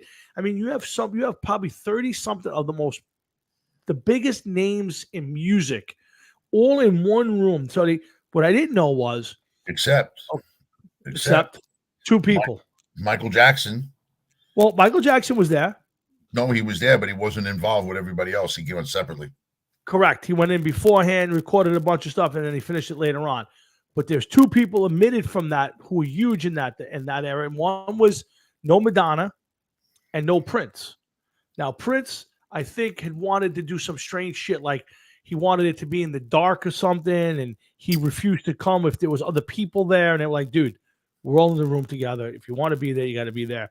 And they never explained why Madonna wasn't involved. They said she wasn't, but they didn't say why. Like if she turned it down, they didn't ask her. But it was the night of the American Music Awards, which at that point was still a huge event, being hosted by Lionel Richie. And there was a guy who had the idea for this, and they all decided to do something. They got Quincy Jones involved, and they said, well, how can we get everybody here and not really have to pay for them to be here? And they realized that most of the people who they wanted were going to be at the American Music Awards. And they decided after the American Music Awards, we'll send cars and everybody will come to a studio. And that's literally how they did it. They were like 10, 11 o'clock at night. They went to like 7, 8 o'clock in the morning, and they recorded all the stuff. And they had these huge, huge names. And just the way they brought it together was amazing. The way they situated who was going to get a solo, who was singing next to who. It was a great video documentary on it. And if you get a chance to go on Netflix and watch it, but what it did for me was like, if you were doing that video today, who would be there? Like if you were going to do a video like that, think about back then. Even the people who I would say, well, they really huge then, Kenny Rogers and Dionne Warwick, they were huge names even then in 1984, 1985. You think Diana Ross and Lionel Richie and all these amazing artists from that time. If you tried to do that now, who would you have? Post Malone, Katy Perry. Katy Perry. I mean, would anybody care? I mean, that was so huge to have that crowd, and even like you looked up and Dan Aykroyd's up there singing. It's like amazing that the people that were in this, Billy Joel, Cyndi Lauper and the guys from Hall & Oates and just it was Bruce Springsteen, Ray Charles, Stevie Wonder. I mean, just an amazing cast of characters. And I said, if you tried to do that today, who would you really get? Who would you really want? That's the beauty of it. Like, it would be difficult, and that was also, don't forget the heavy metal version, We Are Stars, yes. and right after Live Aid is Correct. when all these things came out. Sure. And I don't think that you could get any of them. Cardi B, yeah, what?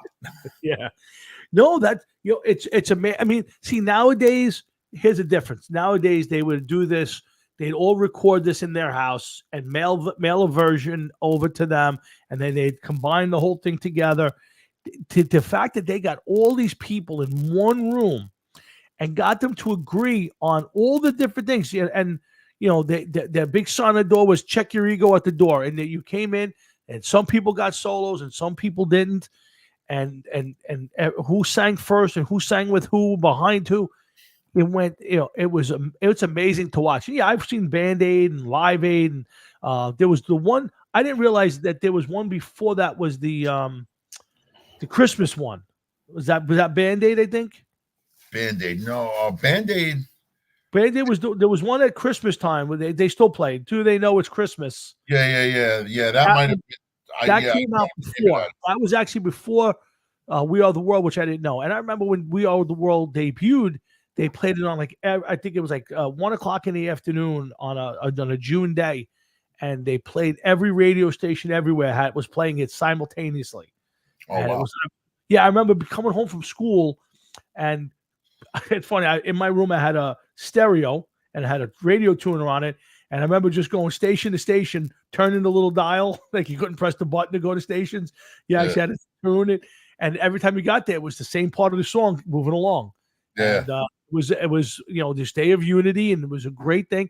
But it just made me think how much the world has changed, not necessarily for the better, that the people who were stars in that day, Definitely not.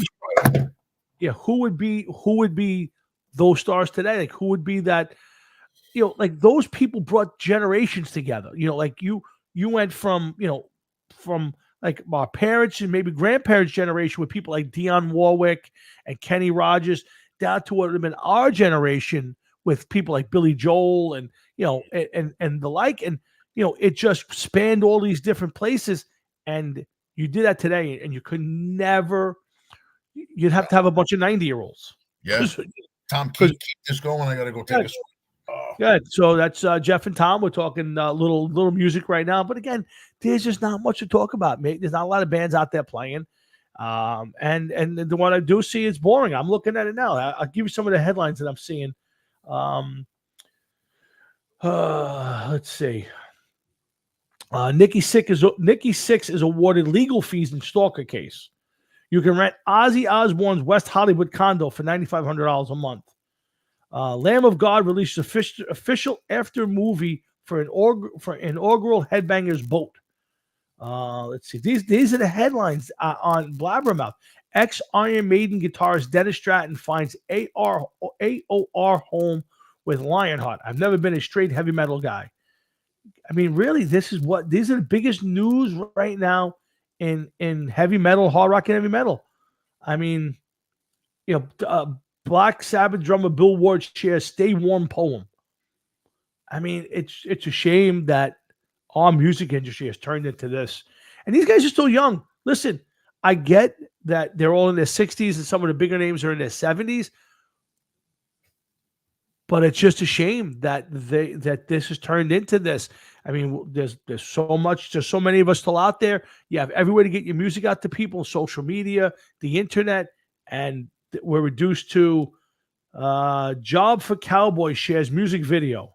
Buck Cherry's Josh Todd explained why big gigs are easier to do than smaller. Ace Frehley in his absence from Kiss's final show. I mean, Nita Strauss to perform national anthem. I mean, there's not one, multi-city tour. Saxon's big buy. This is Saxon's big news. I don't really do any vocal exercises. I just sing. Who said that? Biff Byford. This is the biggest news. It doesn't sound like he even sings.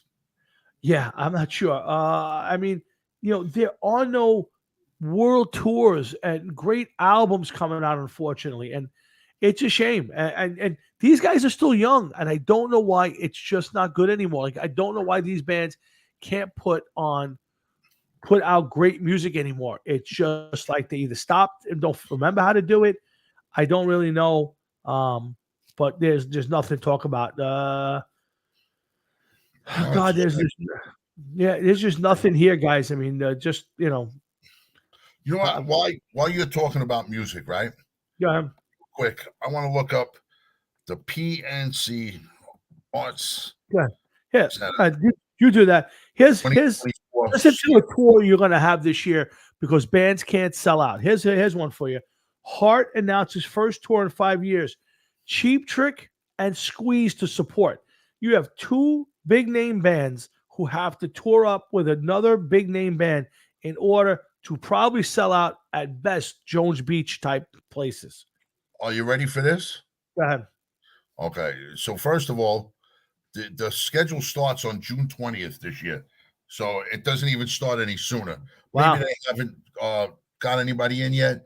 You got Hardy, Kip Moore, Travis Denning, and Ella Langley, whoever that is, Wow. on June 20th.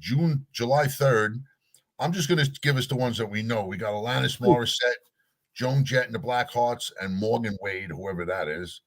July 10th, my birthday, Dave Matthews Band. No, thank you. Oh, I'm taking you, Jeff. July 14th, Third Eye Blind, Yellow Card in Arizona. July 23rd, Foreigner, Styx, and John Waite. July 27th, Sammy Hagar and Loverboy. Okay. July 30th, guess who's going it alone? Who? Limp Bizkit. Wow. August 1st, Fred Durst on his own. yeah, Train, REO Speedwagon, and Yacht Rock Review. We interviewed the guy from the Yacht Rock Review. We did? Maybe you weren't. Maybe you didn't do the show with me that night. Yeah, Nick. My wife and I just watched them on TV. They were at a concert on PBS, and those guys are great musicians. They play great stuff, but it's Yacht Rock Review. They, great musicians. I got to tell you. All right, so then August 2nd, Hootie and the Blowfish. August 3rd, Earth, Wind, and Fire and Chicago. August 6th, the Doobie Brothers and Steve Winwood. August 7th, you got Creed, Three Doors Down, and Finger 11, whoever that is. Whoever August that 8th, New Kids on the Block. New Kids on the Block. Yeah, New Kids on the Block. August 21st, Bush, Jerry Cantrell, and Candlebox. I don't know why Jerry Cantrell ain't in the studio doing a new album with Alice in Chains. He's too busy on that tour. What's that? He's too busy on that tour. Yeah. Yeah, I hear that. August 23rd, Avril Lavigne, Simple Plan, and Girlfriends.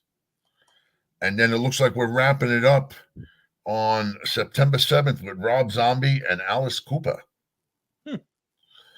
What a shitty fucking lineup. No Maiden, no Priest, no Queensryche, no nothing. Wow, that is tough. Yeah. This one, that Limp Bizkit show also has Bones, N8, No Face, and Corey Feldman. Corey, was that Nothing Face? Not No Face, Nothing Face? I don't know. It's N8, NO Face, I guess, or Nothing Face, I guess. Yeah, and Corey Feldman. Wow. Is Corey Feldman going to tell everybody how Charlie Sheen pumped him in the cooler? And then New Kids on the Block also has, wait, Jeff, you missed it, Paula Abdul and DJ Jazzy Jeff on the bill. Whoa. Well, first of all, I can only tell you what they were advertising. Yeah, I'm on the website. I went in behind you just to take a look at that, and I holy cow. That might be the toughest thing I have ever seen in my entire life. You know what? I got to do this too. I'm going to. Doobie Brothers. Wow. Go ahead. Sorry. Go ahead. You got to keep going. I don't want to tell you what I'm looking up yet. Go ahead. Because I want it to be a surprise. I want to get it first, see if they even have it. Okay. I think I'm good. This is the Madison Square Garden 2024. Okay. Upcoming events. They look like they're all sports. Billy Joel on February 9th. Until then, it's all sports. Pantera, February 22nd. Pantera, Jeff, look at you. You got to go see Pantera. No, I can't be bothered, bro. Fall Out Boy on March 22nd with Jimmy Eat World. Billy Joel again on March 28th. Nicki Minaj on March 30th. Jeff, we're booked. We got to go. Yeah, Olivia Rodrigo, whoever she is, April 6th. Oh, she's playing April 5th, 6th, 8th, 9th. Wow. She must be important. Billy Joel, April 26th. Once a month. Billy Joel, May 9th. Billy Joel, June 8th. Billy's out there once a month. Justin Timbersnake on the June 25th and 26th. Oh, man, wow. Billy Joel again, July 25th. Holy shit. The Doobie Brothers, the 7th of August. Kill Tony, August 9th and 10th, whoever they are. Tate McRae, August 22nd. Well, that takes us all the way to September 28th, and that, my friend, is it. Not one metal concert this year. Oh, you know why? Because there's no metal bands. That's why. That's why. That's why. You know what else I got to look at one more, Tom. Because I'm on a roll now. And I don't want to say it again until we go for it. I'm listening. I'm looking it up now. And let me, if we hit enter. Okay, you ready? I'm ready. Starland Ballroom Events 2024. Oh boy. Okay, this is what we got. Mr. Big, February 2nd, tomorrow. February 10th, Static X and Seven Dust.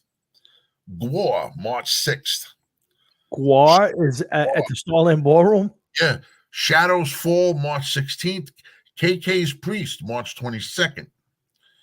Joey Belladonna, Beyond Frontiers, Saturday, March 30th. Circle Jerks, April 12th. Raven and Vicious Rumors. Wow, Vicious Rumors. April 25th. Dying Fetus, if you were looking for something to do on Friday, April 26th. Queensryche, April 30th. Queensryche is they're doing the entire EP. Yeah, all 5 songs. Look out. Songs. I thought that was odd too. Yeah, and then the year winds up with Social Distortion on October 13th. Well, and that is the biggest venues pretty much around here. Yeah, but at least they have a lot of metal bands. I mean, you get Queensryche, right? You're getting you get Raven, okay? You're getting, I'm not saying that these are things you're running to see. I'm just saying is at least there's metal bands. KK's Priest, you get KK Downing showing up in your front door with Ripper Owens. I mean, there are at least a semblance of a metal shows coming up there. Yeah, but the Starland Ballroom is the closest venue to what do you call it? Like L'Amour's and everything else was years ago. And, absolutely. You've gone full circle. Yeah, absolutely. You're going to get a few hundred people in the show to see those bands. I'm with you. I agree with you 100%. And by the way, it's Nico McBrain, Joey Belladonna performed Journey Classics at benefit concert for Florida's Home Safe. Oh wow! Yeah. So that's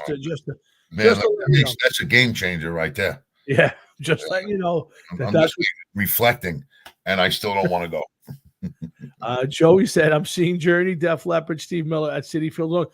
See, Joe, the problem, and again, Joe, that's not a bad card in 1984. You know, like right now, the fact that yes, and there are different dates with Heart and Cheap Trick, and it's great. But just think, you have to get 3 or 4 of the biggest bands of that era in one card. You're seeing about 8 songs each in order to sell out a building, and probably not even selling out the building. That's the sad part. Joey Cloak knows about it.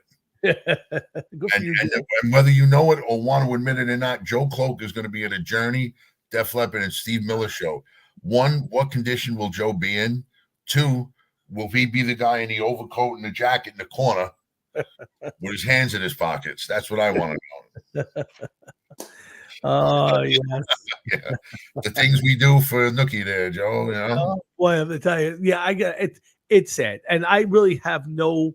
I'm going to try to find that Yacht Rock review show you said. I would not mind taking my wife to that as a fun night because she loves that music. But yeah, there is nothing. I have no interest in running to any of these concerts this year. Well, because there's none of these concerts are really appealing. There's not even any rock bands really.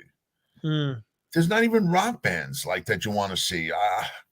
Listen, well, there is a rumor that AC/DC is going to be touring this year, so I think that's still got a little kick to it. I mean, you're getting Brian Johnson and Angus. I mean, I know they're talking about the bass player Cliff Williams is retired. Yeah, he said. In fact, I'm looking at Cliff Williams rumored to be sitting out AC/DC's 2024 tour. Yeah, he retired already. Of course, he's sitting it out. Yes, but he came out of retirement. Listen, Lou Pica, you want to know something? Tom Jones, I would go see Tom Jones, man. I don't care. I want to see Tom's. I want to see Tom's Big Tom. Well, I don't know about that, but I would even go see Engelbert because you know why? Not for me, but my grandmother and my aunts used to love Engelbert Humperdinck, and for years I didn't realize why. And now that I'm older, we know why they like Engelbert and stuff. I may even go see them. You know what I mean? Yeah, I gotta tell you, I would go to one of those concerts. I think before I went to any of these guys. Didn't Joe Ganza see Queensryche, Red Bank, and say I saw Jeff Tate at Red Bank. I went to see Jeff Tate this was it summertime? Must have been a summer or spring. My wife got 2 tickets through her job. Imagine that. And I saw Jeff Tate live, and he was great. Don't get me wrong, he was great. As long as he was doing the Queensryche stuff, he was fantastic. And he started doing some solo stuff when we were like, all right, beat it, let's beat it. And just like after a certain time, any Queensryche album should just be stricken from the record. But you know what? The truth is, I'm standing there at this thing, and you had it really taken. It was a bunch of there were literally a half a dozen people or better who were either in wheelchairs, and not because they were crippled, because they were extremely old, or on walkers, who were at this concert, and it was a bunch of people in their 60s for the most part. For Jeff Tate? Dressed up in heavy metal gear. It was freaky. Like I was in there, regular street clothes. I did not, no leather, no band shirts, nothing. And I'm standing there, I'm looking around, and there's these 65, 70-something-year-old people, and they got the leather motorcycle jackets on over the denim jacket. They got their bandanas, and you're just going, I'm in an alternate universe right now, and I shouldn't be here. And the music was great, but it was Jeff Tate singing with a bunch of 20-something-year-old kids. It just wasn't the same. All you get now. It's all you can get. It's all you get. How come every other member of Queensryche has jumped ship? Jeff Tate, Scott Rockenfield. I think even Michael Wilton is gone. I think Eddie Jackson's the only original member. No, Michael Wilton's still there. Yeah, Michael Wilton's still there. He's those 2 guys are the last 2 guys. But yeah, it's sad. Listen, if they got the band back together, you feel. I mean, Maiden still running around with most of the original members, or at least the classic era guys. So I get it. Well, they're all still there. Nico. Maiden, you said? Yeah, Maiden. Oh, I thought you were still talking about Queensryche. I didn't see. No, the Maiden guys. Yeah. So I mean, there are. I mean, what's her name? Scorpions are still running around with a lot of the I won't say original members, but I'll say 9 years old. I get it, but at least they're out there trying. I mean, Jeff Tate he sounded great. The band was great. It just wasn't Queensryche, and it's it's different, and it was nice to hear. He sounded good. It was fun. It was a fun show to go to. We went through about 6 or 7 songs, and I heard the ones I really wanted to hear, and said, "Let's go home."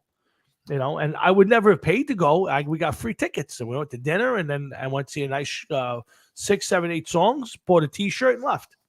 And I wouldn't have bought the T-shirt. My wife went and got it for me. Yeah, and what was that? You find out that she spent $85 on a T-shirt. Yeah. So, but listen, it's just I just don't have the drive to go to a lot of concerts anymore. There are some I want to go to. There are some bucket list ones I want to go to. But I would tell you this. I'm not sure I'm running to see Engelbert or Tom Jones or any of those guys, but yeah, definitely Tom Jones. I would definitely, man. Yeah. And I'll tell you right now, you can make fun of Louis Pico all you like. Tom Jones, look up Tom Jones and Crosby, Stills and Nash, and they do a song called "Long Time Coming." I think it's called. Unbelievable! What an unbelievable song. Tom Jones makes the song. That guy could sing. Oh, listen, there's no doubt about Tom Jones could sing. He was a hell of a performer, the whole bit. And again, I don't have any issues with Tom Jones. I think his voice is amazing. I just, if you sit too close, you're worried about getting slapped in the head. You got worry. The little Tom ain't so little. Exactly. So, listen, it's Judas Priest announces Invisible Shield UK in conversation events for early March. I mean, there's just nothing. Who's Jelly Roll? I got to look up Jelly Roll. Keep seeing their name. You don't want to see that. And I'll take your word for it. Other than that, like I said, guys, I like Slash. It's when Tom Jones has that holster in the front of his pants, man. But he ain't got no gun. At least one that we could see. Thank you. I'll take. I will admit to all of that. So Yeah, Tom looks like a howitzer. exactly right. Oh boy, but yeah, listen, it's sad that our industry, our bands that we grew up loving, just aren't there anymore. Just aren't putting out the music, and when they are, it's not good. I listen. I'm the first one to say the last Maiden album sucked. I'll get the new Priest album. I'm going to check it out. But it's not memorable. And the stuff that their bands are doing now, go play the old stuff and keep around some of the original members, and you can probably do this in another few years. But it is just to show you how bad music is, right? sure. I'm going to name some of the bands and albums that I've downloaded since Thanksgiving. Okay. Because one of them, John Johnston, turned me on to. I bought a bass from him, went to his house and picked it up, and he played this stuff for me, and I was listening to it. But anyway, that was an album with one of the Ramones in it. But Cadabra, Judas Priest, Invisible Shield, The Who, Bob Welch, Bobby Sherman. Remember Bobby Sherman? Sure. Became a cop, I think. Easy come, easy go. Yeah, Bobby Sherman became a cop. Yeah, after something his like that. career, yeah. Rory Gallagher, Jethro Tull, Dust with Marky Ramone, Deep Purple, Rush, Cream. These are some Zeppelin, Blind Faith, some Clapton, Jefferson Starship, Michael Caton. This is stuff that Jeff Beck. That's the stuff that I've been fucking getting. Tornillo. What was that guy's name? Mark Tornillo, yeah, from Whiskey Myers. yeah. That's the stuff that I've downloaded on my phone since around Thanksgiving time. Really? That's it. That's it. There's nobody, can't even find stuff to download at this point in time. I've gone through everything. Classic rock. Now I go through the set lists. Well, not set lists, but the playlist that Apple supplies. Mm-hmm. And then I just bang out the songs that I know that I don't have that one. I don't have that one. I can't even find stuff to download. Yeah, listen, I'm with you. I haven't bought much music. I've been kind of filling in like old albums that I'm missing, just to kind of fill in my a collection.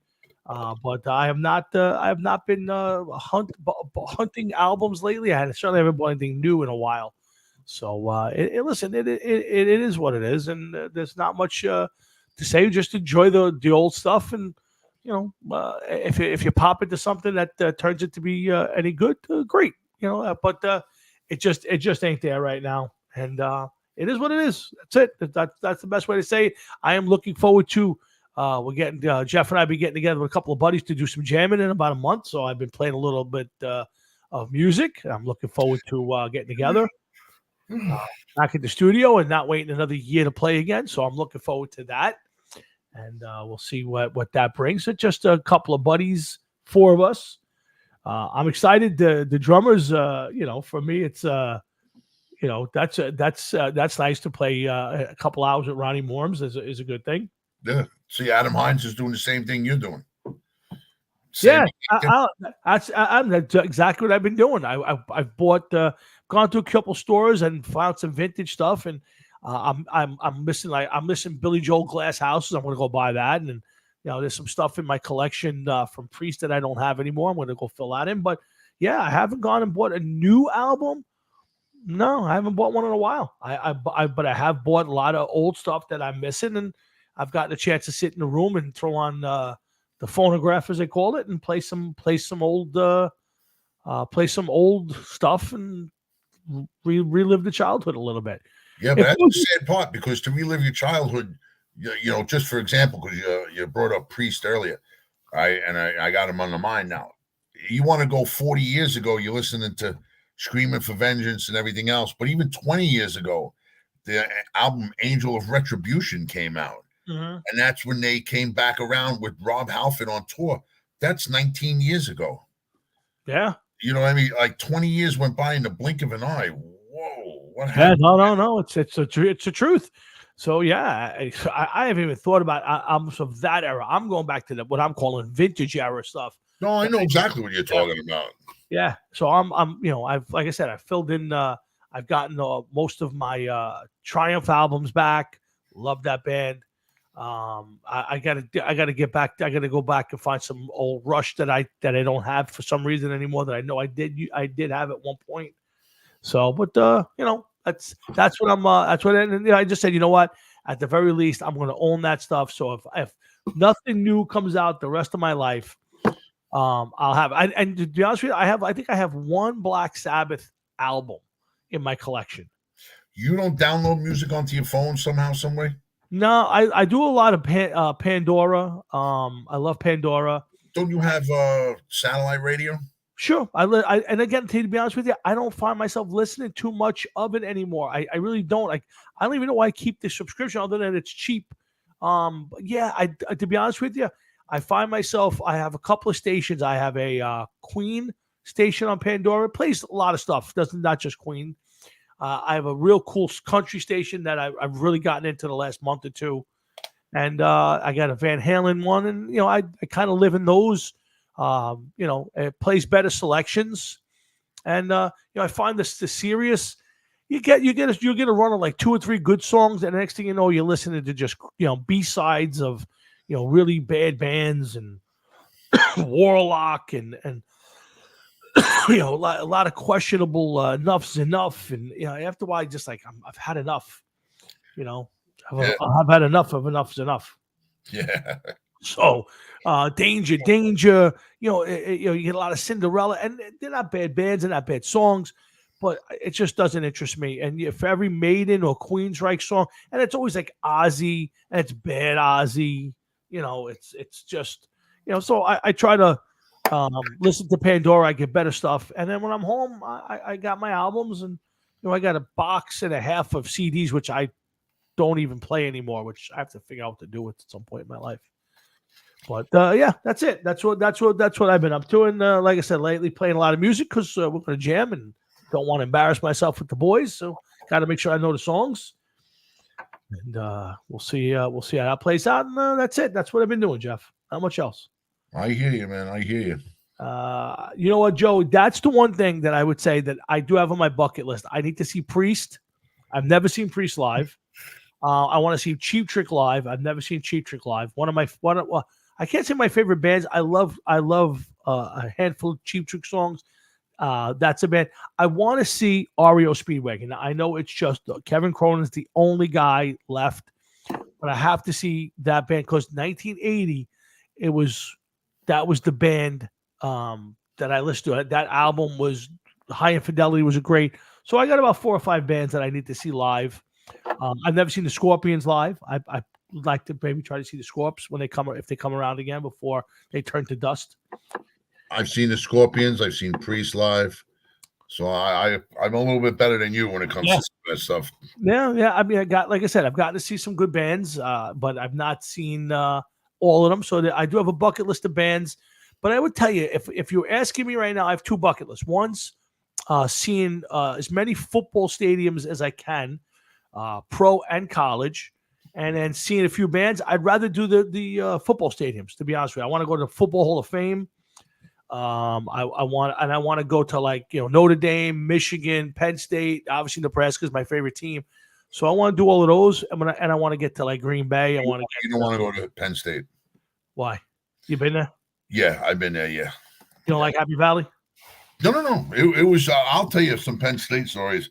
When me and Joey did one night, but up there we went up to a game. Mm-hmm. But when you go to the stadium, there's no seats. It's just a bench. Oh yes. A lot of stadiums, a lot of college stadiums. Yeah. Dude, that was uncomfortable at 38. At 58, fuck no, man. Yeah, I went to Rutgers and sat in those seats for Rutgers and Louisville game. And that place that's just too far of a drive. Go there for a quarter and say, all right, I'm good now. Let's get out of here.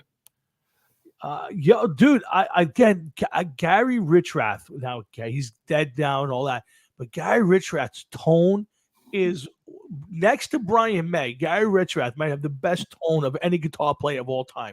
Go back to the High Infidelity album and just listen to that. How great his tone was. Oh my God! So yes, I would love to see that band, even though again it's only Kevin Cronin the singer. I think the last guy left, but I would like to go see Speedwagon at some point just here because in 1980 that album shaped my entire life. Like listen to that album was just the entire summer. Me and Ronnie Momina must have listened to that album 400 times. So again, looking for that's another band I'd like to see, but one step at a time, Jeff. One step at a time. Maybe I'll get to see them all on AI or what's that? The holograms. Who knows? We'll see. We'll see what happens. But let's listen. We're going to bring the show to an end right now. It's been a lot of fun. 2 hours has just flown right by. Oh, I got 2 more videos to play. So let me play. I'm going to play all 5 videos in a row, and we're going to read that and then play with the finals. Yep, we're just going to go right through, and we're going to bring Pepe's saga to an official close. Remember, we've gotten to the point now where Pepe has been unmasked, but for those who have missed it, stick around. I got 5 episodes of Pepe to bring this to an official end, and probably Jeff's very happy he started doing Pepe videos. So here's from the beginning, Pepe and the trials and journey. It is I, Pepe. Do not make no noise, as I am in hiding. Find someone looking for me, looking to unmask me, to see who the man is behind the mask. And I cannot let that happen under any circumstances, because no one in the world would believe who it is. I don't know what to do. Wait, I hear footsteps. I think they're on to me. Oh my God, it's those kids. Look, gang, there he is. Quick, grab him. Take the mask off. Huh? Okay, you caught me. It is I, Russell Wilson. I was Pepe all along. I just wanted to have a normal life. That's all. Wait a minute. Look at that. There's a tag there. Pull that mask off him. That's not the real Russell Wilson. You caught me. It's just me, Frank Catalano. I'm just trying to be a true Denver Broncos fan, because I can't admit that deep down inside, I'm a Jet fan. That's right. I think that the Jets are the greatest football team to ever walk the face of the earth. Me being a Denver Broncos fan, just a sham. I am the only true Jet fan on this planet. Now I'm busted. Wow. So after all of that, Frank Catalano was the man behind the mask, and 2 masks, no less. Yeah, 2 masks, and he was a Jet fan. And he's a Jet fan. It is see you later, Joey Cloak. See you next time. Yes. Jeff, I'm almost ecstatic to find out, but I'm a little let down that this whole thing comes back down to it's just Frank Catalano in his house in Jackson, New Jersey, with 2 masks on for the past 6 months. Listen, A little disappointing. Really? What are you disappointed at? I don't know. I don't know if is that the big finale. That's what we got. Listen, it's a little disappointing. I was excited. Russell Wilson was actually Pepe, and then to find out it wasn't even Russell Wilson. It was just Frank in another mask. It was all due to those meddling kids. Yeah, if the kids had just stayed out of it, we would never have known, and we could have went to sleep. With either Pepe or with Russell Wilson, but they discovered the second mask, and now we're stuck with Frank Catalano in his house in Jackson, healing from whatever surgery he had this week. By the way, we wish him well. So, he had some surgery done? He had some sort of procedure on his nose or around his eye. He's got a black eye. He's got. I hope he's okay. Yeah. So I'll reach out to Frankie, and I'm going to send him all these videos for him to play. so he can see. But in the meantime, guys, thanks for all tuning in tonight. It's been a lot. It's been a blast. Next Thursday night, Jeff and I'll get together. We'll do a little Super Bowl. We'll do our picks, and we'll get past the fact that Dan Campbell ruined the playoffs this year. So Jeff, that's it, man. What's any new gigs coming up? Anything happening? I got one in February. I think it's. I don't know what it is, to tell you the truth. Is it a Remorons gig? Is yes, it a Remoron show? Now, real quick, that you brought it up. I don't know when it is. I don't know. Sometime in February. That's all I can tell you. All right. Well, when you get some answers on the gig, let us know. Again, guys, March 2nd, Jeff and I will be at Mode Music. If you guys want to stop in and say hello and watch us jam, just some friends getting together, nothing serious. I don't believe this is anything more than just 4 buddies. And hopefully we'll be able to drag a singer there. I think it'd be nice to get one of the singers, somebody to sing. If anybody's out there and wants to sing some hard rock and metal songs, reach out to Jeff and come on down and hang out for a couple hours with the 4 old buddies. In the meantime, we're going to wind the show down. It's been a great. Wait a minute. No, I can't get that. So February at Big Nose Kate's. Okay. Yes, we're in February, so I guess I should be paying somewhat more attention to that. That would be nice if you can figure out what night you're playing, so we can tell everybody. That would be a good thing. Yeah. All right. Well, we'll see what we can come up with. I'm sure it won't be between now and next Thursday. So Saturday, February 17th at Big Nose Kate's, and we have May 8th with a Motorhead band at where is that? That's in another place. Is that at Mother Pugs? No, that is not at Mother Pugs. That is at the Hop Shop. Oh, what the hell's the Hop Shop? Okay, the Hop Shop at Stapleton. Interesting. Yeah. Yeah. Oh boy. Oh, listen. Make sure you check out the Remorons, John and it's Chris and Jeff. They do a great job, and they love to perform in front of you. So make sure you guys get out there and support the Remorons and all the bands out there. But for tonight, guys, we're going to wrap this up. So again, thanks for everybody tuning in. Thanks to my dad and Louie and Adam, Joe Cloak and Mike Weissman and everybody who tuned in. Everybody said hello offline to me. The guys from Squatch. The Black Sasquatch guys, I love them guys, and everybody else. Remember, stick around. We got a long way to go. We're heading toward our 10th anniversary in July, and stick around. We got a lot of shows between now and then. So we'll bring this to an end. So I'll be saying, like I always do, thank you for tuning in. Thank you for paying attention to us each and every week, and thank you to everybody. So have a great rest of your night, a great rest of your week, a great weekend, and a great next week. And Jeff and I will see you back here next Thursday night when we do this all over again. So for Jeff Towinski, myself, and everybody here at the Hard Rock and Sports Show, have a great weekend, everybody. And by the way, there is no Sunday Audible show this weekend. I am working on Saturday. I think Jeff has plans, so we will do a Super Bowl show next week, just so everybody knows. So again, for Jeff, myself, and everybody, have a great weekend. Happy, I'll talk to you off the air. Later, man. Later, man. Bye.